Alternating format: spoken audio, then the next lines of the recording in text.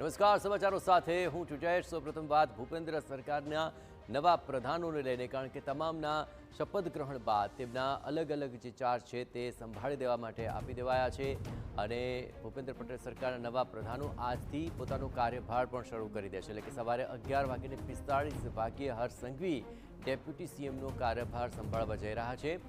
12:39 કલાકે પ્રફુલ્લ પાનસેરિયા પ્રધાન પદનો ચાર્જ સંભાળશે।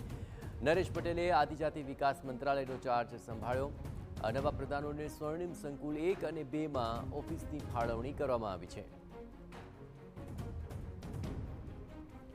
તો કયા કયા પ્રધાનો આજથી ચાર્જ સંભાળશે તેને લઈને હવે સમય પણ સામે આવી રહ્યો છે।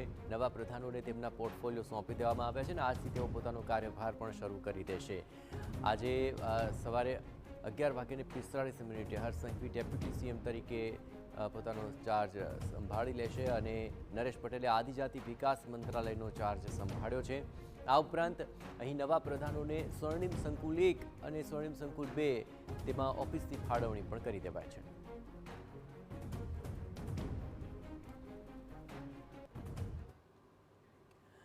આજ મામલે વધુ વિગતે વાત કરવા માટે જોડાઈ રહ્યા છે TV9 સંવાદદાતા રોનક। આજથી જે પોર્ટફોલિયો સોંપી દેવાય તેનો ચાર્જ તો સંભાળવાની શરૂઆત થઈ રહી છે। કયા કયા સમયે કોણ કોણ મહત્વપૂર્ણ નેતાઓ ચાર્જ સંભાળી રહ્યા છે? રોનક,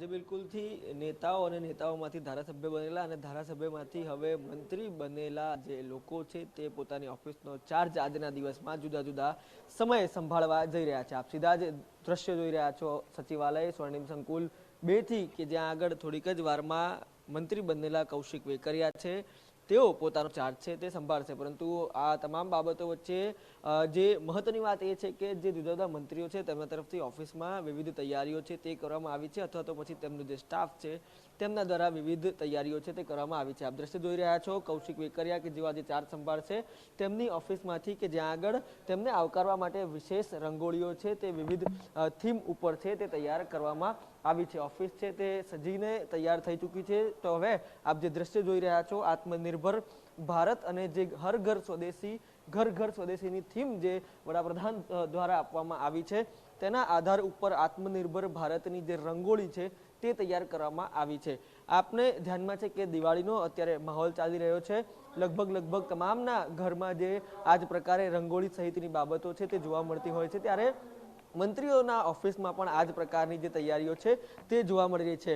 આ જે આપણે ઓફિસની અંદરના દ્રશ્યો જોયા, હવે બીજી તરફ આપણે ઓફિસની બહારના દ્રશ્યો બતાવીશું કે જ્યાં આગળ પણ આ જ પ્રકારની તૈયારીઓ છે તે કરવામાં આવી રહી છે। આપ સીધા જ દ્રશ્યો ગાંધીનગરથી જોઈ રહ્યા છો કે જ્યાં આગળ વિવિધ મંત્રીઓ છે તે આજે જે ચાર્જ સંભાળવા છે તે જઈ રહ્યા છે। આપ દ્રશ્ય જુઓ, જે પ્રકારે પાછલા કેટલાય મહિનાઓથી જે સૂત્ર જે પોલિટિકલ પાર્ટીઝની રેલીઓમાં આપવામાં આવી રહ્યું છે, હર ઘર સ્વદેશી, ઘર ઘર સ્વદેશી અને આત્મનિર્ભર ભારત સહિતની જે થીમ છે તેના ઉપર જે તૈયારીઓ છે તે કરવામાં આવી રહી છે। ખાસ કરીને સ્વદેશી અપનાવો તે પ્રકારની વાત છે તે પણ મુખ્યમંત્રી, પ્રધાનમંત્રી અને જુદા જુદા નેતાઓ દ્વારા કરવામાં આવી રહી છે। આ તમામ બાબતો વચ્ચે જે તમામ મંત્રીઓ છે તે હવે ચાર્જ લેવા જઈ રહ્યા છે। આ તમામ ફ્લોર જો કૌશિક વેકરિયા જે છે તે 11:30ની આસપાસ જે પોતાનું જે સ્થાન છે તે ગ્રહણ કરવાના છે, તેની સાથે સાથે જે તમામ મંત્રીઓ છે તેમના પ્લેટ છે તે પણ લાગી ચૂક્યા છે। આપ હવે આ જે દ્રશ્ય જોઈ રહ્યા છો, દર્શનાબેન વાઘેલા કે જેઓ અમદાવાદથી આવે છે તેમને શહેરી વિકાસ અને શહેરી ગૃહ નિર્માણનું જે ચાર્જ છે તે મળ્યો છે, તેઓ પણ